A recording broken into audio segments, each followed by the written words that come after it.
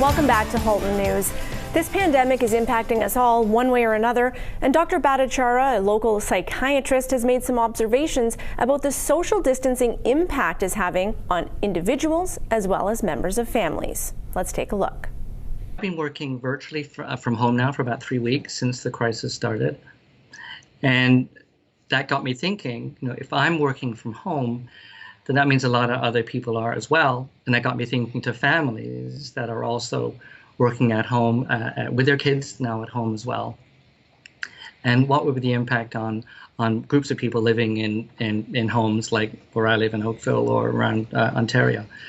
So what happened before the crisis is that we went from normal social integration, because we're a tribal creature, so we need each other to move along, to now this total social disruption where we have isolation and distancing. And for families at home, now we've gone to a different situation. The people are much, much, much closer. And the problem with that is that the triggers that normally cause people to get upset or to balance their emotions or to have patience and tolerance for each other, they're going to be stressed out much, much more because people are in so much proximity.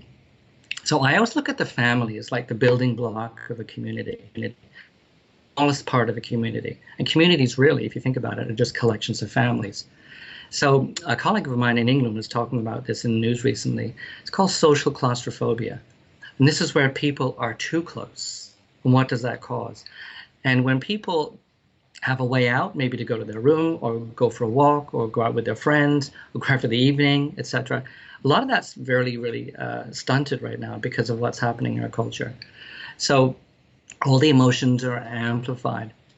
So I think if we look at some of the news, we're seeing an increase in petty crime. We're seeing an increase in abuse at home, unfortunately child abuse at home. We're seeing theft is more common. It's kind of like society isn't watching as much as it might have. And that the story indoors is that people's emotions are running much higher. And so we're seeing more trouble with that as people are trying to balance this new situation. So I got a few ideas that might be helpful for some people. One, seeing this on TikTok, if you ever get on TikTok, is to exercise together or individually. Meditation and breathing is a really helpful way to take a breather, literally, and to calm down. People are playing family games now, so that instead of being stressed out together, they might want to play a game and have something like Scrabble or Monopoly. I'm showing my age here, but a game that can get them involved with each other.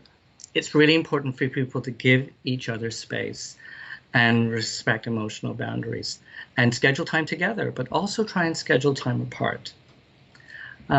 Start a project. Grab out some old photo albums or something, or pick up that instrument that's been in the corner collecting dust. Maybe try to learn that. Read a book together.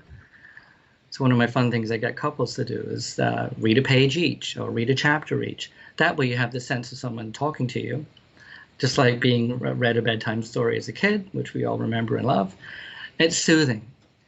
Try a new recipe, like cook something different. We're seeing a lot of people doing that on the internet. And maybe contact relatives as well, because a lot of those people who are isolated, maybe older, are not getting the same kind of involvement. And so the family can feel good about doing that. We have relatives in India, for example, that we're reaching out to. So it's really nice and heartwarming to do that. And that's a way just to amplify that sense of family fun. And now let's